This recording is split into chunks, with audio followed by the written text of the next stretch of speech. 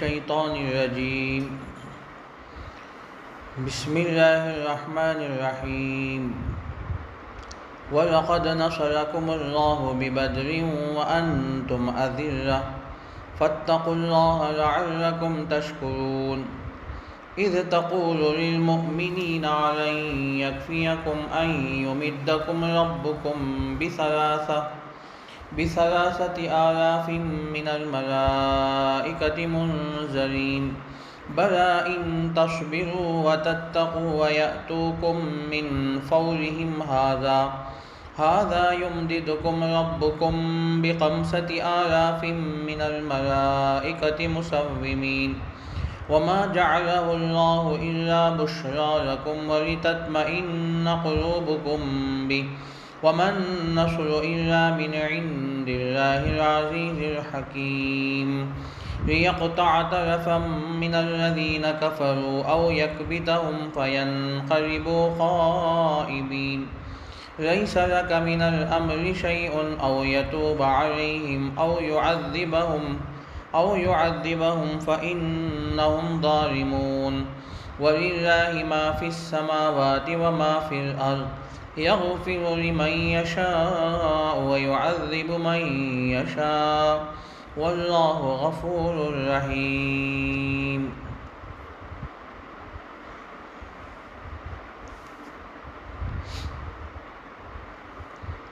پناہ مانگتا ہوں میں اللہ کی شیطان مردود سے۔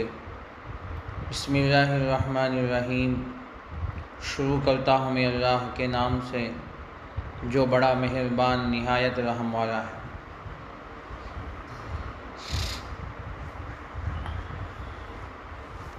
جن آیاتوں کی تلاوت ہوئی ہے یہ آیتیں سورہ آل عمران کی ہیں۔ ان آیات میں اللہ تعالیٰ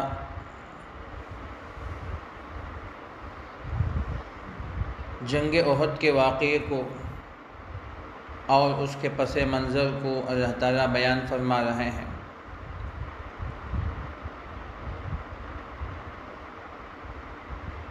جنگ احد سے پہلی جنگ بدر ہے، جس میں اللہ تبارک و تعالیٰ نے مسلمانوں کو زبردست کامیابی عطا فرمائی۔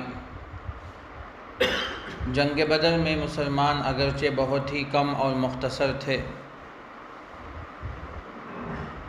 دوسری طرف کافرین ان سے 3 گنا زیادہ تھے، تو وہ 1000 کی تعداد تھی۔ تو اللہ تبارک و تعالیٰ نے جنگ بدر میں مسلمانوں کو بڑی کامیابی عطا فرمائی، جس کو قرآن نے یوم الفرقان، یوم التقى الجمعان کہا، کہ وہ حق اور باطل کے درمیان فرق کرنے والی جنگ تھی، جس میں 70 بڑے بڑے کافر مارے گئے اور 70 کی تعداد ہی میں وہ قید کر لیے گئے۔ تو جنگ احد کے موقع پر اللہ تعالیٰ اس واقعے کو یاد دلا رہے ہیں اور بطور تائید کے فرماتے ہیں وَلَقَدْ نَصَرَكُمُ اللَّهُ بِبَدْرٍ وَأَنْتُمْ أَذِلَّةٌ، تحقیق اللہ نے تمہاری مدد کی ہے میدان بدر میں، اس حال میں کہ تم کمزور تھے، اس حال میں کہ تم بہت کمزور اور تعداد کے اعتبار سے بہت کم تھے۔ فَاتَّقُوا اللَّهَ لَعَلَّكُمْ تَشْكُرُونَ، پس تم اللہ سے ڈرو شاید کہ تم شکر گزار ہو جاؤ۔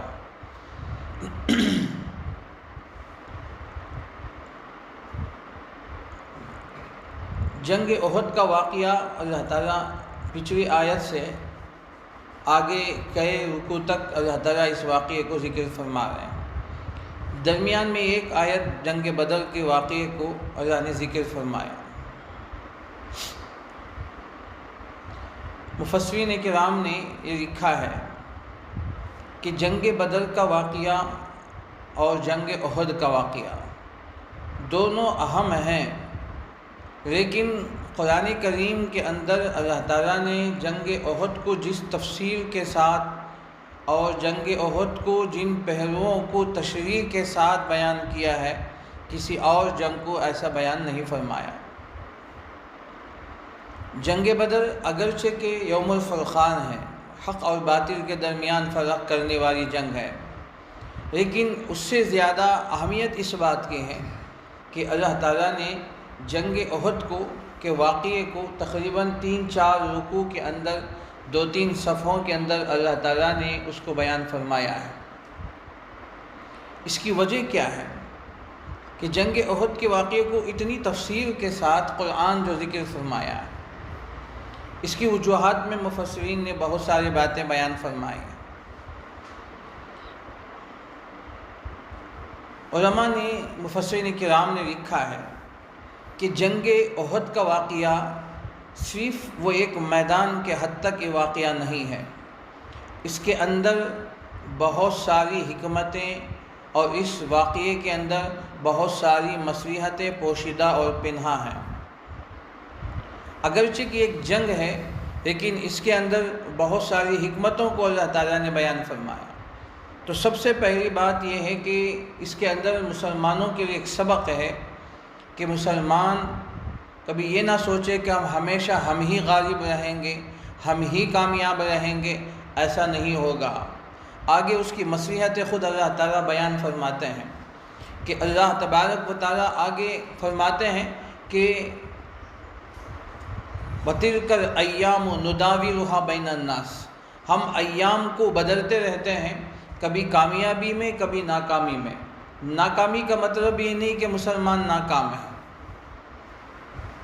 ناکامی کا یہ مطلب ہرگز نہیں کہ مسلمان ناکام ہیں، بلکہ میدان کے اندر جو لڑائی ہوتی ہے، جو جنگ ہوتی ہے، اس میں کوئی بلندی پر ہوتے ہیں، کوئی اعلیٰ ہوتے ہیں، کوئی مغلوب ہوتے ہیں، کوئی غالب ہوتے ہیں۔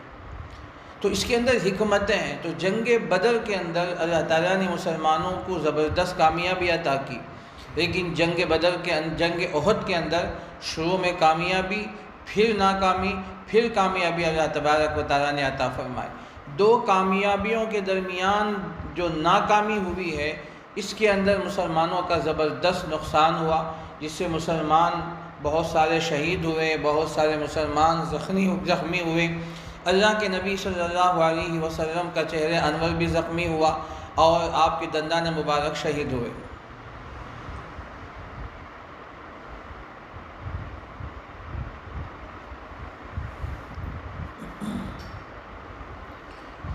تو اس میں اللہ تعالیٰ یہ حکمتیں رکھتے ہیں کہ دنیا یہ دار الاسباب ہے، یہاں ہمیشہ انسان کی حالت ایک نہیں رہتی کہ ہمیشہ آدمی وہی غالب رہے، ایسا نہیں ہوتا ہے، یا ایک آدمی کبھی مغلوب رہے، ایسا نہیں ہوگا۔ کوئی جماعت ہمیشہ غالب رہے، کوئی جماعت ہمیشہ مغلوب رہے، یہ دنیا کا اصول نہیں ہے، اللہ کا یہ قانون نہیں۔ دنیا کے اندر حالات آئیں گے، کامیابی اس کے سامنے رہے گی، ناکامی بھی اس کے سامنے رہے گی، اور آدمی کبھی خوش رہے گا تو کبھی غمگین بھی ہوگا، کبھی خوشیاں بھی ہوگی تو کبھی پریشانیاں بھی آئے گی، اور کبھی خوشحالی بھی آئے گی تو کبھی تنگدستی بھی آئے گی، کبھی صحت رہے گی تو کبھی بیماری بھی آئے گی، اور کبھی حالات اچھے رہیں گے تو کبھی حالات بگڑتے جائیں گے، کبھی اپنوں کی وفاداری ہوگی تو کبھی اپنوں کی غداری بھی ہوگی۔ یہ دنیا کا یہ اصول ہے، اور اسی اصول پر دنیا چلتے ہیں، اور اللہ تبارک و تعالیٰ نے یہ قانون اسی طرح رکھے ہیں، اور اللہ کا یہ طریقہ، یہ سنت، اس میں تبدیلی نہیں ہوگی۔ وَلَن تَجِدَ لِسُنَّتِ اللَّهِ تَبْدِيلًا وَلَن تَجِدَ لِسُنَّتِ اللَّهِ تَحْوِيلًا، اللہ تعالیٰ کے اس طریقے میں، اس طریقہ کار میں کبھی تبدیلی نہیں ہوگی۔ تو اس اعتبار سے جنگ احد بہت ہی اہم ہے، اس کے اندر بہت ساری حکمتیں اور بہت ساری مصلحتیں اس کے اندر پوشیدہ ہیں۔ پھر دوسری بات یہ ہے کہ اللہ تبارک و تعالیٰ نے اس میں فرشتوں کو نازل فرمایا، جنگ بدر میں بھی، جنگ احد میں اور جنگ حنین میں فرشتوں کی مدد بھی اللہ تبارک و تعالیٰ نے عطا کی ہے، تو فرشتوں کا نزول ہوا۔ تو اس میں ایک اللہ تعالیٰ کی بہت ساری حکمتیں، وہ آگے اللہ اسے بھی ذکر فرما رہے ہیں۔ تیسری بات یہ ہے کہ مسلمانوں کو شہادت کا مرتبہ دینا مقصود ہے۔ شہادت کا مقام کیا ہے، شہادت کا مرتبہ کیا ہے، یہ مسلمانوں کو اللہ بتانا چاہتے تھے۔ جنگ میدان میں جاتے ہیں، جب آدمی مجاہد بن کر مال غنیمت لے کر واپس آتا ہے تو وہ مجاہد اور غازی بن کر آتا ہے۔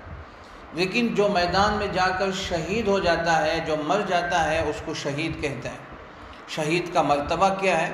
خود قرآن نے کہا وَلَا تَقُولُوا لِمَن يُقْتَلُ فِي سَبِيلِ اللَّهِ أَمْوَاتٌ، تم ان کو مردہ تک مت کہو، مر گئے ایسا مت کہو، ان کو مردہ مت کہو، بل احیاء، بلکہ وہ زندہ ہیں، وَلَٰكِن لَا تَشْعُرُونَ، لیکن تمہیں شعور نہیں۔ اور دوسری آیت میں اللہ نے اسی صورت کے چند صفوں کے بعد اللہ فرماتے ہیں وَلَا تَحْسَبَنَّ الَّذِينَ قُتِلُوا فِي سَبِيلِ اللَّهِ أَمْوَاتًا، وہ لوگ جو اللہ کے راستے میں قتل کر دیے گئے ان کو مردہ مت کہو، مردہ مت سمجھو، بل احیاء، بلکہ وہ زندہ ہیں، عند ربہم یرزقون، ان کے رب کے پاس ان کے رزق دیا جاتا ہے، ان کو روزی دی جاتی ہے۔ تو یہ شہید کا مقام ہے کہ دنیا کی نگاہ میں، دنیا والوں کی نظر میں وہ مردہ ہو گئے، مقتول ہو گئے، لیکن اللہ کی نظر میں، قرآن کی نظر میں وہ شہید ہیں، اور اللہ تعالیٰ کے ہاں وہ زندہ ہیں، ان کو زندگی دی جاتی ہے، اور ان کو اللہ تعالیٰ رزق بھی عطا فرماتے ہیں۔ رزق سے کون سا رزق مراد ہے؟ انشاءاللہ جب وہاں آیت پر پہنچے گے تو وہاں اس کی تفصیلات ہوگی۔ اور حدیث میں فرمایا، جامع ترمذی اور دیگر حدیث کے اندر یہ بات ہے کہ اللہ کے نبی صلی اللہ علیہ وسلم نے ارشاد فرمایا کہ شہید کی روح یہ جنت میں سبز پرندوں کی طرح یہ گھومتے پھرتے رہتے ہیں۔ رحمان کے عرش کے نیچے ان کی قندیلیں ہیں، جسے ہم گھوسرا کہتے ہیں، اللہ کے عرش کے نیچے ان کی گھوسرے قندیلیں ہوتی ہیں۔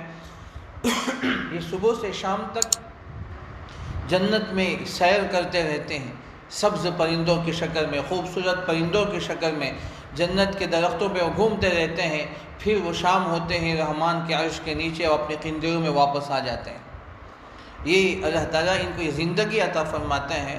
تو یہ مقام اور شہادت کا مرتبہ اللہ تعالیٰ بتانا چاہتے تھے کہ جو راہ خدا میں جو شہید ہوتا ہے، راہ خدا میں جو مقتول ہوتا ہے، وہ اللہ کے ہاں اس کا کیا مقام ہے، اور شہید کا خون کا قطرہ زمین پہ گرنے سے پہلے اللہ اس کی مغفرت فرما دیتے ہیں۔ تو یہ جنگ احد کے اندر اللہ تعالیٰ نے یہ اس کی ایک حکمت یہ بھی ہے، یہ مصلحت یہ بھی بتائی گئی کہ اس کے اندر چوتھی اور مصلحت یہ ہے کہ اس کے اندر مسلمانوں سے تھوڑی سی بھول ہوئی کہ واقعے میں آپ گزشتہ درس میں آپ سن چکے ہیں 50 صحابہ کرام رضوان اللہ علیہ مجمعین جو تیر انداز تھے، اس میں عبداللہ ابن جبیر رضی اللہ عنہ کو امیر جماعت بنا کر پہاڑ کی اس چوٹی پر آپ نے کھڑا کیا تھا اور کہا کہ جب تک میں نہ کہوں نیچے نہ اترنا، جب تک میں نہ کہوں تم نیچے مت اترنا۔ اللہ کے نبی صلی اللہ علیہ وسلم نے تاکیدی حکم دیا، لیکن صحابہ سے تھوڑی سی بھول ہوئی تو صحابہ کرام رضوان اللہ علیہ اجمعین ان میں سے اکثر نیچے اتر گئے۔ تو پھر خالد بن ولید رضی اللہ عنہ جو اس وقت کافرین کی طرف سے آئے تھے، پھر وہ چل گھوم کر پھر دوبارہ میدان کے اندر داخل ہو گئے، تو پھر جنگ کا نقشہ بدلا ہے۔ اب ان کی اس کی تھوڑی سی بھول کی وجہ سے جنگ کا پورا سانچہ بدل گیا، جنگ کا پورا نقشہ بدل گیا، پوری کامیابی ناکامی میں تبدیل ہو گئے، صحابہ کرام پریشان ہو گئے، بہت سے زخمی، بہت سے شہید ہو گئے، اور اس کے اندر ان کا یہ حالتیں ہو گئی کہ ایک ادھر ادھر دوڑنے بھاگنے لگے۔ تو اس میں یہ وصیت اللہ تعالیٰ بتانا چاہتے ہیں کہ عین موقع پر بھی اگر بھول ہو جائے تو اللہ تبارک و تعالیٰ نے ان کو نقشوں کو کیسے بدلتے ہیں۔ تو اس وقت میں اللہ کی اطاعت، اللہ کے رسول صلی اللہ علیہ وسلم کی اطاعت کتنی ضروری ہے، اور اس میں تھوڑی سی بھول کی وجہ سے بھی اللہ تبارک و تعالیٰ ان کے نقشے کو بدل دیتے ہیں۔ یہ بہت ساری مصلحتیں پنہا ہیں۔ اور 5ویں مصلحت یہ ہے کہ اس کے اندر منافقین اور مسلمانوں کو الگ کرنا مقصد تھا۔ جب مدینے سے نکلے ہیں اللہ کے نبی صلی اللہ علیہ وسلم تو 1000 کی تعداد تھی۔ مدینے سے باہر نکلے، میدان احد آنے سے پہلے عبداللہ ابن ابی ابن سلول جو منافقین کا سردار تھا، اپنے ساتھیوں کو واپس 300 ساتھیوں کو لے کر واپس چلے گیا، یہ کہہ کر کہ جب ہمارا مشورہ قبول نہیں کیا گیا، ہماری رائے نہیں لی گئی، تو پھر ہم اپنے آپ کو جان میں دھوکے میں ڈالنے کی کیا ضرورت ہے، تو یہ کہہ کر واپس 300 آدمیوں کو لے کر چلا گیا۔ اب یہ 1000 میں 300 آدمی نکل گئے، اب ان کے درمیان میں فرق آ گیا کہ یہ منافقین ہیں، اللہ تعالیٰ نے عملی طور پر ان کو بتا دیا کہ یہ منافق ہے۔ چونکہ اللہ کے نبی صلی اللہ علیہ وسلم اگرچہ کہ جانتے تھے، لیکن اللہ کے نبی صلی اللہ علیہ وسلم نے کسی منافق کو منافق نہیں کہا اپنے، لیکن عملی طور پر جب اس حالات، جنگ کے حالات جب بنتے ہیں، جب ایسے عملی طور پر حالات پیدا ہوتے ہیں تو خود بخود یہ لوگ چھٹ جاتے ہیں۔ گھوڑوں سے گدھے نکل گئے تو یہ لوگ نکل کے باہر چلے گئے، تو پھر 700 مسلمان میدان احد میں پہنچے ہیں۔ تو یہ ان کا تصفیہ کرنا مقصد تھا۔ آگے جو اللہ تعالیٰ ان کی مصلحتیں آگے بیان فرماتے ہیں، وَلِيُمَحِّصَ اللَّهُ الَّذِينَ آمَنُوا وَيَمْحَقَ الْكَافِرِينَ۔ اللہ تعالیٰ بتا رہے ہیں کہ ایمان والوں کو ہم پاک کرتے ہیں اور کافرین کو ہم مٹا دیتے ہیں۔ تو ان کفار مکہ اور یہ منافقین مدینہ کا تصفیہ کر دیا گیا، اور بات بالکل واضح ہو گئی کہ یہ پکے سچے مسلمان ہیں اور یہ منافقین ہیں، ان کے درمیان خود بخود تفریق ہو گئی۔ یہ بہت ساری حکمتیں ہیں جو آگے 4-5 صفحوں کے اندر اللہ تعالیٰ نے ان مصلحتوں کو بیان فرمایا ہے۔ تو یہ مصلحتیں آگے خود قرآن کے اندر چند مصلحتیں موجود ہیں جس کو اللہ تعالیٰ نے ذکر فرمایا۔ تو اس لیے تو جنگ بدر اگرچہ کہ یوم فرقان ہے، لیکن جنگ احد اس سے کہیں زیادہ اہمیت کا حامل اسی لیے ہے کہ اس کے اندر بہت ساری سیاسی، ملی، فلاحی مصلحتیں اس کے اندر موجود ہیں، اور قیامت تک آنے والے اس کے اندر بہت ساری حکمتیں اللہ تبارک و تعالیٰ نے اس کے اندر رکھی ہیں۔ تو آگے انشاءاللہ جیسے جیسے آیتیں آئے گی تو ساری تفصیلات انشاءاللہ آپ کے سامنے آئے گی۔ اب یہاں جو آیت پڑھی گئی تو اللہ فرماتے ہیں اِذْ تَقُولُ لِلْمُؤْمِنِينَ أَلَنْ يَكْفِيَكُمْ أَنْ يُمِدَّكُمْ رَبُّكُمْ بِثَلَاثَةِ آلَافٍ مِّنَ الْمَلَائِكَةِ مُنْزَلِينَ۔ جب اللہ کے نبی صلی اللہ علیہ وسلم کہہ رہے تھے ایمان والوں سے، کیا تمہارے لیے کافی نہیں ہے یہ کہ تمہارا رب تمہاری مدد کرے گا 3000 فرشتوں کے ساتھ منذرین جو میدان میں اترنے والے ہیں؟ بلا ان تصبروا وتتقوا ويأتوكم من فورهم، کیوں نہیں اگر تم صبر کرو گے، تقوی اختیار کرو گے، وہ تمہارے پاس فوری طور پر آئیں گے، 5000 فرشتے جن پر نشان لگائے ہوئے گھوڑوں پر آئیں گے۔ اب اس میں ایک اہم مسئلہ یہ ہے کہ میدان کے اندر فرشتوں کا نزول ہوا ہے، فرشتے مدد کرنے کے لیے آئے ہیں۔ علامہ ابن کثیر رحمۃ اللہ علیہ اور اسی طرح قاضی ثناء اللہ پانی پتی رحمۃ اللہ علیہ تفسیر مظہری میں لکھتے ہیں کہ 3 جنگیں ایسی ہیں جن کے اندر فرشتوں کا نزول ہوا ہے۔ ایک جنگ بدر، دوسرا جنگ احد، اور تیسرا جنگ حنین۔ ان کے اندر فرشتوں کو اللہ تعالیٰ نے نازل فرمایا۔ اب اس کے اندر یوم حنین کا واقعہ تو یہاں نہیں ہے جس کو اللہ نے 10ویں پارے میں ذکر فرمایا، لیکن اس میں 3 باتوں کا ذکر ہے۔ جنگ بدر میں کتنے فرشتے اترے ہیں اور جنگ احد میں کتنے فرشتوں کا نزول ہوا ہے، اس میں تھوڑا سا اختلاف ہے۔ بظاہر آیت کے جو بظاہر الفاظ بتاتے ہیں کہ 9ویں پارے میں سورہ انفال میں اللہ تعالیٰ نے فرمایا فَاسْتَجَابَ لَكُمْ أَنِّي مُمِدُّكُمْ بِأَلْفٍ مِّنَ الْمَلَائِكَةِ مُرْدِفِينَ۔ اللہ نے تمہاری دعا قبول فرمائی اور بے شک اللہ نے تمہارے لیے مدد کو اتارا ہے میدان بدر کے اندر 1000 فرشتے جو یکے بعد دیگرے وہ اوپر سے نیچے اتر رہے تھے۔ مردفین کہتے ہیں اوپر سے نیچے اترنا۔ تو جنگ بدر میں اللہ نے 1000 فرشتوں کو اتارا جنگ بدر کے اندر، اور پھر جنگ احد میں شروع میں اللہ تعالیٰ نے 3000 فرشتوں کو اتارا۔ پھر اس کے بعد کافرین کی ایک جماعت کز ابن حامد یا کوئی اور ایک کفار کے ایک لشکر لے کر آنے کی خبر ملی کہ اور بھی دشمنوں کی طرف سے مکے سے روانہ ہو چکے ہیں، ایک بڑی جماعت میدان میں پہنچنے والی ہے۔ جب یہ خبر پہنچی تو صحابہ اور زیادہ پریشان ہو گئے کہ کہیں اور زیادہ اگر نہ آ جائے تو ہم بہت نقصان ہو جائیں گے۔ تو اللہ تعالیٰ نے وعدہ فرمایا بلا ان تصبروا وتتقوا ويأتوكم من فورهم هذا يمددكم، تم کیوں نہیں تم صبر کرو اور تقوی اختیار کرو تو اللہ تعالیٰ فوراً تمہیں 3 کے بجائے اور 5000 فرشتوں کا نزول فرمائیں گے۔ تو جنگ احد کے اندر اللہ تعالیٰ نے شروع میں 3000 فرشتے اور اس کے بعد 5000 فرشتوں کو اللہ تبارک و تعالیٰ نے بطور تائید کے، بطور مدد کے میدان میں اتارا ہے۔ ابھی آیتیں جس کو بتا رہی ہیں، قرآن کی آیتیں بتا رہی ہیں، اس کا ظاہر ہے۔ اب اس میں بعض مفسرین کرام اختلاف کرتے ہیں کہ میدان احد کے اندر کتنے فرشتے اترے، ان کی تعداد کیا تھی، یہ اختلاف اپنی جگہ ہے، لیکن اتنی بات تو طے ہے، اللہ تبارک و تعالیٰ نے جنگ بدر میں بھی فرشتوں کو نزول فرمایا، جنگ احد میں بھی، تعداد اپنی جگہ، کتنے فرشتے تھے، کتنے اترے، یہ الگ چیز ہے۔ لیکن علامہ ابن کثیر رحمۃ اللہ علیہ اور تفسیر مظہری میں لکھتے ہیں کہ حضرت علی رضی اللہ عنہ کا مقولہ ہے، وہ کہتے ہیں کہ جنگ احد، جنگ بدر میں جو فرشتے اترے ہیں ان فرشتوں کے عمامے سفید تھے اور وہ اپنے عمامے کے شمرے کو اپنے پیٹھ کے پیچھے ڈالے ہوئے تھے۔ میدان احد میں جو فرشتے اترے ہیں ان فرشتوں کے عماموں کا رنگ زرد تھا، اور بعض کہتے ہیں کہ ان کے عمامے کالے تھے۔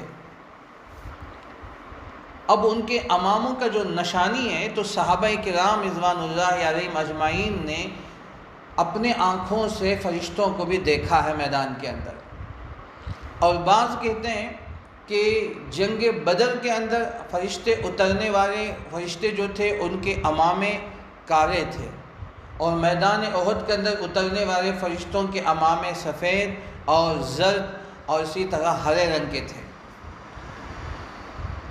پھر دوسرے فرق یہ ہے کہ میدان بدر کے اندر، میدان احد کے اندر جن گھوڑوں پر سوار ہو کر فرشتے آئے تھے وہ گھوڑے چتکبرا اور ابرق نام کے گھوڑے تھے۔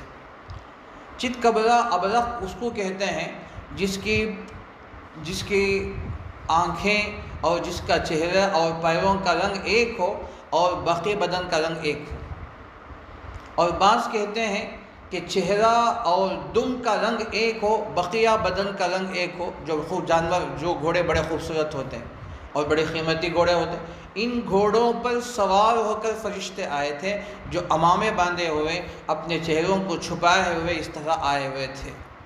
تو ان کے گھوڑے، تو یہاں اللہ نے فرمایا کہ مسومین من الملائکۃ مسومین، ان کے گھوڑوں پر نشان لگائے ہوئے تھے۔ یہ نشان، یہ قدرتی نشان تھے، ان کے چہرے اور ان کے دم کے رنگ ایک تھے، تو ایسے معلوم ہو رہا تھا یہ گھوڑے جو میدان میں آئے ہیں تو ان کے اندر کچھ نشان لگائے گئے ہیں۔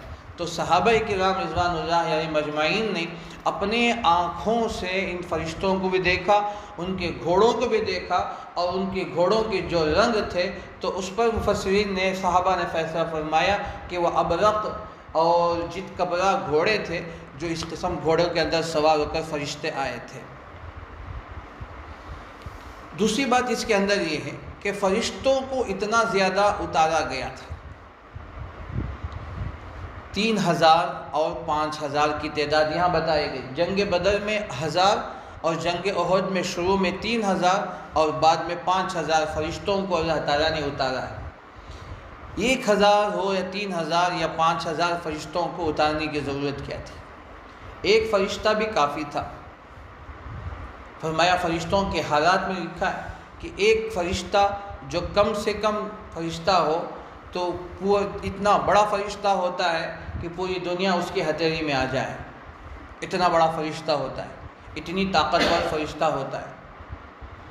قوم لوط کو جب اللہ تعالیٰ نے عذاب دینے کا فیصلہ فرمایا تو اللہ تعالیٰ نے وہاں فرشتوں کو بھیجا، حضرت جبرائیل تشریف لائے تو انہوں نے اپنے 600 بازوؤں میں سے ایک بازو سے 6 بستیوں کو، ملک سدوم کی 6 بستیوں کو اٹھایا اور زمین پہ الٹ دیا۔ فَجَعَلْنَاهَا عَالِيَهَا سَافِلَهَا وَأَمْطَرْنَا عَلَيْهِمْ حِجَارَةً مِّن سِجِّيلٍ مَّنضُودٍ مُّصَوَّمَةً عِندَ رَبِّكَ وَمَا هِيَ مِنَ الظَّالِمِينَ بِبَعِيدٍ۔ پھر دوسری روایتوں میں، خود قرآن کی دوسری آیتوں میں ہے کہ اللہ تعالیٰ نے ایک ایک بستی کو، فرشتے کی ایک چیخ، ایک آواز میں پوری بستی ختم ہو گئی۔ فَأَخَذَتْهُمُ الصَّيْحَةُ فَأَصْبَحُوا فِي دَارِهِمْ جَاثِمِينَ۔ جب اللہ تعالیٰ نے کسی بستی کو ہلاک کرنے کا وقت آیا تو ایک فرشتے کو بھیجا، ایک فرشتے نے ایک چنگھاڑا، ایک آواز دی، جس کی وجہ سے ان کی آواز سے سب کے کلیجے پھٹ گئے اور سب اوندے منہ ہو کر زمین پہ گر پڑے، اس کے وقت ان کی موت ہو گئی۔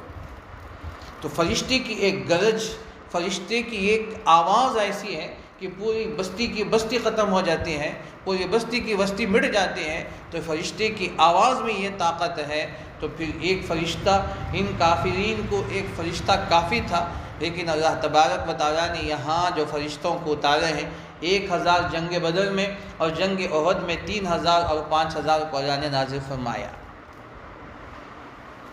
اب یہ فرشتوں کو اتارنے کا مقصد خود آگے قرآن میں آگے اللہ فرماتے ہیں، یہاں فرشتوں کو جو اللہ نے اتارا ہے، فرشتوں کافرین کو ختم کرنے کے لیے نہیں۔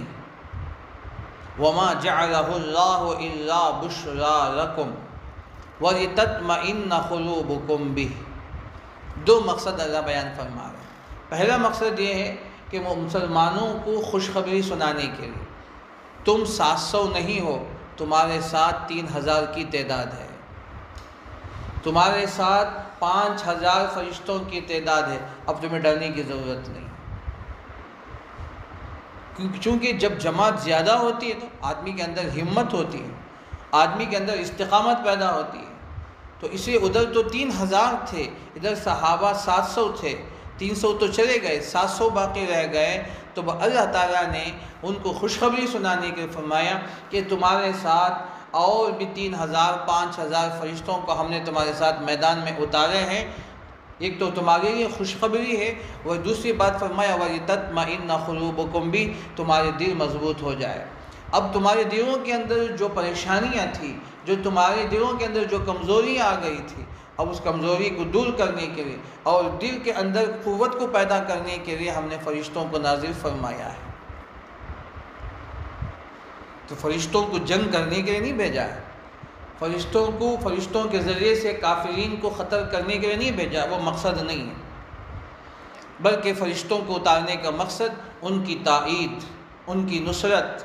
اور مفسرین نے فرمایا کہ جہاں فرشتے ہوتے ہیں تو اللہ تبارک و تعالیٰ ان فرشتوں کی برکت سے ان کے دلوں کو مضبوط کر دیتے ہیں، ان کے اندر خدائی طاقت اور خدائی کی طرف سے ان کے دلوں کو مضبوط کر دیا جاتا ہے۔ یہ فرشتے ساتھ ہونے کی علامت ہوتی ہے۔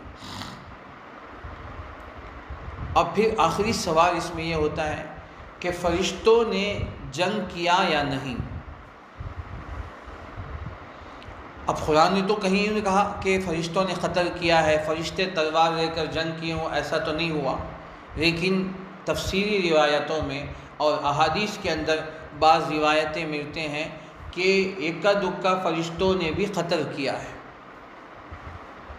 روایت میں کہ تفسیر مظہری کے اندر اور اسی طرح تفسیر در منصور میں امام جلال الدین سیوطی رحمۃ اللہ علیہ اور دیگر بڑی تفاسیر کے اندر چند واقعات ذکر فرمایا۔ فرماتے ہیں کہ میدان کے اندر کہ چند مرتبہ دیکھا گیا کہ فرشتے گھوڑے پر سوار ہو کر کسی کے پاس سے گزرتے تھے، تو جو کافر ان کے قریب ہوتا خود بخود ان کا سر ان کے بدن سے جدا ہو جاتا تھا۔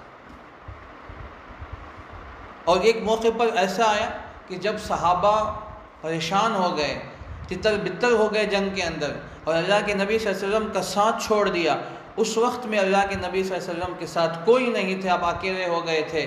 اس وقت میں حضرت علی رضی اللہ عنہ فرماتے ہیں کہ ہم نے دیکھا کہ 2 آدمی اللہ کے نبی صلی اللہ علیہ وسلم دائیں اور بائیں تھے جو آپ کے ساتھ برابر تھے، اور فرمایا کہ اندازہ تھا کہ وہ حضرت جبرائیل اور حضرت میکائیل تھے، جو اللہ کے نبی صلی اللہ علیہ وسلم کی پشت پناہی، اللہ کے نبی صلی اللہ علیہ وسلم کی حفاظت کر رہے تھے۔ اور کوئی کافر اس وقت میں اللہ کے نبی صلی اللہ علیہ وسلم کے قریب آنا چاہتا تھا تو خود بخود اس کا سر تن سے جدا ہو جاتا تھا۔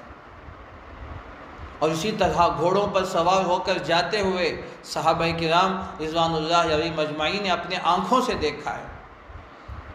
اور اسی طرح ایک موقع ایسا بھی آیا جنگ کا کہ اللہ کے نبی صلی اللہ علیہ وسلم اکیلے تھے، صرف ایک صحابی آپ کے ساتھ تھے، نضر ابن حارث یا نضر بن انس رضی اللہ عنہ جو آپ کے پیچھے تھے، جو کافرین کو دور سے تیروں کے ذریعے سے ان کو بھگا رہے تھے، تیر نکال کر پھینک رہے تھے، مار رہے تھے تاکہ کوئی دشمن اللہ کے نبی کے قریب نہ آئے، نکال کے تیر مار رہے تھے، لیکن ان کا جو تیر رکھنے کا جو توشہ ہوتا ہے وہ تیر دان کے اندر تیر ختم ہو گئے، لیکن دیکھا گیا کہ خود بخود اس کے اندر تیر رکھے جا رہے ہیں اور یہ صحابی تیر نکال کے مار رہے ہیں اور تیر نکال کے مارتے چلے گئے۔ اب یہ تیر کہاں سے آئے؟ جبکہ ختم ہو چکے تھے، تو فرمایا کہ فرشتے ان کی تائید کر رہے تھے۔ صحابہ کرام نے اپنے آنکھوں سے دیکھا کہ یہ تیر دان کے اندر تیروں کو رکھنے والے فرشتے تھے اور یہ صحابی ان کا دفاع برابر مسلسل کر رہے تھے۔ ایسے بہت سے واقعات جو تفسیری روایت کے اندر بڑی تفاصیل کے اندر موجود ہے۔ تو بہرحال فرشتوں کا نزول، فرشتوں کا اترنا برائے جنگ، برائے خطر نہیں تھا، بلکہ ان کی ہمت افزائی، ان کی خوشخبری سنانے کے لیے، ان کی ہمت افزائی کے لیے تھی۔ لیکن وقتی طور پر ضرورت جب پڑ جاتی تو ایک دو انہوں نے خطر بھی کیا ہے، لیکن ان کا خطر کرنا، تلوار اٹھا کر مارنا، اس قسم کی ان کی ضرورت پیش نہیں آتی تھی۔ خود بخود جو بھی فرشتے ان کے قریب گزرتے تھے یا فرشتوں کے قریب دشمن کوئی گزرتا تو خود بخود اس کا تن در سے جدا ہو جاتا تھا۔ اس قسم کے واقعات ہیں، یہ کوئی بعید بات نہیں۔ یہ اللہ تبارک و تعالیٰ نے جب میدان کے اندر فرشتوں کو اتارا ہے تو پھر اس قسم کے حالات بھی آئے ہیں، تو اللہ تعالیٰ نے ان سے تائیدی کام لیا۔ تو بہرحال اللہ نے اس آیت میں فرشتوں کے نزول کا ذکر فرمایا۔ اذ تقول للمؤمنین، یاد کرو اس وقت کو جب اللہ کے نبی ایمان والوں سے کہہ رہے تھے، الن یکفیکم ان یمدکم، کیا تمہارے لیے کافی نہیں ہے کہ تمہارا پروردگار تمہاری مدد کرے گا، بثلاثۃ آلاف من الملائکۃ منزلین، 3000 فرشتوں کے ذریعے سے جو اترنے والے ہیں، منزلین جو اتر رہے تھے۔ ایک روایت یہ ملتی ہیں، علامہ ابن کثیر نے تفسیر مظہری میں لکھا ہے کہ جب فرشتے احد کے پہاڑ سے خطار بنا کے نیچے اتر رہے تھے، اکثر صحابہ نے اپنے آنکھوں سے دیکھا ہے کہ ایک کے بعد دیگر گھوڑوں میں سوار ہو کر میدان کے اس پہاڑ کے اوپر سے میدان کے اندر نیچے اتر رہے تھے۔ صحابہ نے اپنے آنکھوں سے دیکھا تو اب صحابہ کو ہمت آ گئی کہ فرشتے اتر رہے ہیں، کہ میدان کے اندر وہ ہمارے ساتھ ہیں، تو ہمت کے ساتھ ڈٹ کر پھر انہوں نے دوبارہ دشمنوں کا مقابلہ کیا تھا۔ تو یہ بھی روایت ملتی ہے۔ منظرین جو اوپر سے نیچے اتر رہے تھے، بلا کیوں نہیں، ان تصبروا، اگر تم صبر کرو، وتتقوا، اور تقوی اختیار کرو، ویأتوکم من فورہم، وہ تمہارے پاس آئیں گے فوری طور پر، ھذا یمددکم ربکم بخمسۃ آلاف من الملائکۃ مصومین، یہ تمہارے پروردگار تمہاری مدد کرے گا 5000 فرشتوں کے ذریعے، مصومین جو نشان لگائے ہوئے تھے، جو فرشتوں جس گھوڑے پر سوار آئے تھے تو ان گھوڑے کے اوپر نشانات بھی لگے ہوئے تھے، تاکہ معلوم ہو جائے کہ یہ فرشتے ہیں۔ چونکہ دیگر گھوڑے بھی تھے اور کافر بھی، کافرین بھی گھوڑے پہ آئے تھے، تو پھر ان کے گھوڑے میں کیسے فرق ہوگا؟ تو اللہ تعالیٰ نے بتا دیا کہ مصومین، یہ گھوڑے نشان لگائے ہوئے گھوڑے، یہ قدرتی گھوڑے ہوں گے جو چت قبرہ گھوڑے تھے، جو بہت ہی خوبصورت اور تیز انداز رفتاری میں دوڑتے تھے۔ تو ایسے گھوڑے پر فرشتے سوار ہو کر، دوسری یہ ان کی علامت تھی کہ سر میں امامہ باندھے ہوئے، تو یہ آئے ہوئے تھے مصومین، نشان لگائے ہوئے۔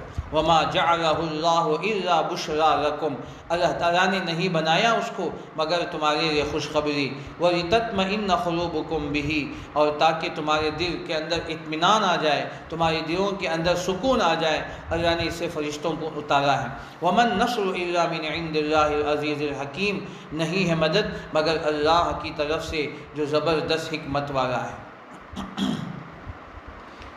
لِيَقْطَعَ طَرَفًا مِّنَ الَّذِينَ كَفَرُوا، اب یہ فرشتوں کے نزول کا ایک مقصد، دو مقصد تو یہاں بیان فرمایا۔ ایک تو یہ ہے کہ تمہارے لیے خوشخبری ہو اور مسلمانوں کے دلوں کو اطمینان رکھنا ہے، اطمینان قلب کے لیے۔ اب تیسری بات آگے فرمایا، تو ان فرشتوں کو اتار کر ان کافرین کو اللہ نے ذلیل اور رسوا کر دیا اور ان کی جڑوں کو اللہ نے کاٹ دیا۔ ان کافرین کو یہ ہمت تھی کہ یہ ہم تو بڑی جماعت کے ساتھ، بڑی تعداد کے ساتھ لڑ رہے ہیں، لیکن ایک اور جماعت بھی ہمارے آنے والی ہے، کرز ابن حامد جو کافر کا ایک جماعت پھر دوبارہ لے کر آنے والے ہیں، تو اور ان کو ہمت تھی، تو اس وقت میں اللہ تعالیٰ نے ایسے وقت میں فرشتوں کو نازل فرمایا، فرشتوں کو نازل فرما کر یہ تمہاری طاقت، یہ دنیاوی طاقت ہے، یہ مادی طاقت ہے، لیکن ہماری طاقت یہ خدائی طاقت، یہ روحانی طاقت ہے جو کہ یہاں کام کر رہی ہے۔ تو جس کی وجہ سے یہ کافرین بڑے ذلیل ہو گئے، لِيَقْطَعَ طَرَفًا مِّنَ الَّذِينَ كَفَرُوا، تاکہ کافرین کے ایک حصے کو کاٹ دیا جائے، کافرین کے ایک جماعت کو دنیا سے ختم کر دیا جائے، او یکبتہم، یا ان کو ذلیل اور رسوا کر دے، فینقلبوا خائبین، پس وہ ذلیل اور رسوا ہو کر واپس لوٹ جائیں۔ تو یہ بھی فرشتوں کو نزول کا ایک مقصد یہ بھی اللہ نے آگے فرمایا، لَيْسَ لَكَ مِنَ الْأَمْرِ شَيْءٌ أَوْ يَتُوبَ عَلَيْهِمْ أَوْ يُعَذِّبَهُمْ فَإِنَّهُمْ ظَالِمُونَ۔ اس آیت کے شان نزول میں علماء مفسرین نے لکھا ہے، جب اللہ کے نبی صلی اللہ علیہ وسلم کے دندان مبارک شہید ہو گئے اور آپ کا چہرہ زخمی ہو گیا، آپ کا بہت سا خون بہہ گیا، اللہ کے نبی صلی اللہ علیہ وسلم نے میدان جنگ میں، میدان احد میں اللہ کے نبی صلی اللہ علیہ وسلم نے بد دعا فرمائی۔ اللہ کے نبی صلی اللہ علیہ وسلم نے ارشاد فرمایا، بخاری کی روایت ہے، جامع ترمذی کے اندر بھی یہ روایت ہے کہ اللہ کے نبی صلی اللہ علیہ وسلم نے فرمایا کہ وہ قوم کیسے کامیاب ہو سکتی ہے جو اپنے نبی کو اس طرح نقصان پہنچائے، وہ قوم کیسے فلاح پا سکتی ہے جو اپنے نبی کو اس طرح کا نقصان پہنچائے۔ اور پھر اللہ کے نبی صلی اللہ علیہ وسلم نے بد دعا فرمائی، ابو سفیان کا نام لے کر ابو سفیان پر اللہ کی لعنت ہو، اور اسی طرح صفوان ابن امیہ پر اللہ کی لعنت ہو۔ اللہ کے نبی صلی اللہ علیہ وسلم نے چند کافروں کے نام لے کر اللہ کے نبی صلی اللہ علیہ وسلم نے بد دعا فرمائی، لعنت فرمائی، تو اللہ نے آیت نازل فرما دی، لَيْسَ لَكَ مِنَ الْأَمْرِ شَيْءٌ أَوْ يَتُوبَ عَلَيْهِمْ أَوْ يُعَذِّبَهُمْ فَإِنَّهُمْ ظَالِمُونَ۔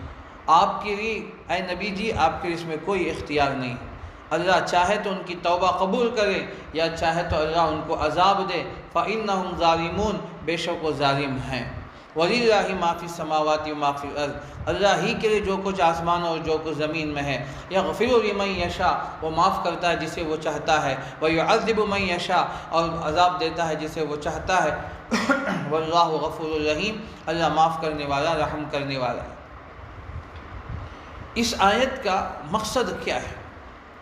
اللہ تبارک و تعالیٰ نے اپنے نبی صلی اللہ علیہ وسلم کی اصلاح فرمائی اور اپنے نبی صلی اللہ علیہ وسلم کو بد دعا کرنے سے روکا کہ اے نبی آپ بد دعا مت کیجیے، لعنت مت بھیجیے۔ کیوں؟ وجہ یہ ہے کہ میدان احد کے اندر جو کافرین لڑنے کے لیے آئے ہیں، ان میں سے اکثر کافر، بہت سے کافر ایسے ہیں جو بعد میں چل کر مسلمان ہونے والے تھے۔ تو اس لیے اللہ کے نبی صلی اللہ علیہ وسلم یہاں آپ بد دعا کر رہے ہیں، لیکن آگے اللہ تعالیٰ ان کو ہدایت دینے والے ہیں، یہ اللہ کے علم میں ہے۔ یہ لوگ اس وقت آپ کے مد مقابل میں آپ کا دشمن بن کر میدان میں آئے ہیں، لیکن ان میں سے بہت سے ایسے ہیں جو آگے چل کر مسلمان ہونے والے ہیں، جو اللہ کے دین کی تائید کرنے والے، اللہ کے دین کی مؤید ہونے والے ہیں، لیکن اللہ کے نبی کے علم میں نہیں، لیکن اللہ کے علم میں ہے۔ تو اس سے اللہ تعالیٰ نے اللہ کے نبی صلی اللہ علیہ وسلم کو بد دعا کرنے سے، لعنت بھیجنے سے منع فرما دیا، کہا کہ لَيْسَ لَكَ مِنَ الْأَمْرِ شَيْءٌ، اے نبی آپ کو اس میں اختیار نہیں ہے، ہم چاہے تو عذاب دے دیں گے، ہم چاہے تو کسی کو مار دیں گے۔ تو اس وقت جو کافر کفر کی حالت میں مرنا تھا وہ تو مر گئے یا کفر کی حالت میں رہے، لیکن کتنے کافرین ہیں جو بعد میں مسلمان ہوئے۔ یکسر سب سے پہلا نمبر آتا ہے حضرت خالد بن ولید رضی اللہ عنہ۔ یہ جنگ کے نقشے کو بدلنے والے یہی ہیں، جو جنگ احد میں جو کامیابی تھی اس کامیابی کو ناکامی میں تبدیل کرنے والے سب سے بڑا اہم رول حضرت خالد بن ولید نے کیا تھا۔ تو بعد میں مسلمان ہو گئے، لیکن میدان احد میں تو کافر کی طرف سے آئے تھے، اور خالد بن ولید رضی اللہ عنہ سے اللہ نے ایسا کارنامہ انجام دیا، انہوں نے اللہ نے ایسے دین کی خدمت دی ہے کہ دنیا ان کی مثال نہیں دے سکتی۔ اور اللہ کے نبی نے فرمایا کہ خالد سیف اللہ ہے، یہ اللہ کی تلوار۔ تو حضرت خالد بن ولید رضی اللہ عنہ تو یہاں تو دشمنوں کے ساتھ آئے تھے، مسلمانوں کے خلاف میں آئے تھے، تو یہ مسلمان ہو گئے۔ حضرت وحشی ابن حرب رضی اللہ عنہ، جنہوں نے حضرت امیر حمزہ کو شہید کیا تھا، حضرت وحشی یہ بھی آگے چل کے مسلمان ہو گئے۔ نمبر 3، حضرت ابو سفیان جو پورے جنگوں کے اندر کمانڈر تھے، سپہ سالار تھے، کمانڈر تھے، جو پورے کمانڈر کو سنبھالنے والے تھے، جنگ کو سنبھالنے والے تھے، ابو سفیان یہ بھی آگے چل کے مسلمان۔ اکثر جنگوں میں یہ مسلمانوں کے خلاف کافرین کی طرف سے آئے تھے، لیکن یہ بھی فتح مکہ کے موقع مسلمان ہو گئے۔ پھر ان کی بیوی حضرت ہندہ، جنہوں نے میدان احد میں حضرت امیر حمزہ رضی اللہ عنہ کو سینہ چاک کر کے ان کے کلیجہ نکال کر کچا چبایا تھا، اور ان کو مسرح بنا کر انہوں نے رقص کیا تھا، وہ بھی مسلمان ہو گئے۔ صفوان ابن امیہ رضی اللہ عنہ یہ بھی آگے چل کے مسلمان ہو گئے۔ اور چند کافرین ہیں جو اس وقت میں کافر تھے میدان احد کے اندر، لیکن بعد میں چل کے مسلمان ہو گئے۔ تو جنگ احد کی حکمتوں میں سے ایک حکمت یہ بھی ہے کہ کتنے لوگ جو کافرین کی طرف سے آئے تھے، لیکن آگے چل کر وہ مسلمان بنے، اللہ نے ان کو ہدایت عطا فرمائی۔ تو اس لیے اللہ تبارک و تعالیٰ نے اپنے نبی صلی اللہ علیہ وسلم کو بار موقع اللہ نے منع فرما دیا کہ اے نبی آپ کو یہ اختیار نہیں ہے، آپ لعنت مت بھیجیے، آپ بد دعا مت کیجیے۔ لیس لک من الامر شیء، اے نبی آپ کو اس معاملے میں آپ کو کوئی اختیار نہیں ہے۔ او یتوب علیہم، چاہے تو اللہ ان کی توبہ قبول فرمائے، تو یہ اشارہ ہے آئندہ یہ مسلمان ہونے والے ہیں۔ او یتوب علیہم او یعذبہم، یا ان کو عذاب دیں، کوئی سزا دے دنیا کے اندر یا آخرت کے اندر، فإنہم ظالمون، بس وہ ظالم ہوں گے۔ وَلِلَّهِ مَا فِي السَّمَاوَاتِ وَمَا فِي الْأَرْضِ، اور آگے فرمایا پوری اللہ تعالیٰ ہے، جو کچھ آسمان و زمین میں ہے سب اللہ تعالیٰ کے اختیار میں ہے، سب اللہ کی قدرت میں، اللہ تعالیٰ مالک ہے۔ وَلِلَّهِ مَا فِي السَّمَاوَاتِ وَمَا فِي الْأَرْضِ، اللہ ہی کے لیے جو کچھ آسمانوں اور جو کچھ زمین میں ہے۔ یغفر لمن یشاء، وہ معاف کرتا ہے جسے وہ چاہتا ہے، وَيُعَذِّبُ مَن یشاء، اور عذاب دیتا ہے جسے وہ چاہتا ہے۔ وَاللَّهُ غَفُورٌ رَحِيمٌ، اللہ معاف کرنے والا، رحم کرنے والا ہے۔ تو بہرحال یہاں تک ایک رکوع مکمل ہوتا ہے، تو جس میں جنگ احد کے واقعے کو اللہ تعالیٰ ختم فرمایا۔ پھر چند آیتوں کے بعد، تقریباً ایک صفحے کے بعد، پھر اللہ تعالیٰ جنگ احد کا جو نتیجہ ہے ان نتائج کو آگے اللہ تعالیٰ آگے ذکر فرماتے ہیں۔ درمیان میں پھر چند آیتیں ہیں جو دیگر عنوان پر اللہ نے ذکر فرمائے۔ تو بہرحال جنگ احد کا واقعہ یہاں تک مکمل ہوا ہے۔ یغفر لمن یشاء ویعذب من یشاء، وہ معاف کرتا ہے جسے وہ چاہتا ہے، ویعذب من یشاء، عذاب دیتا ہے جسے وہ چاہتا ہے۔ واللہ غفور رحیم، اللہ معاف کرنے والا، رحم کرنے والا ہے۔ اللہ عمل کی توفیق عطا فرمائے۔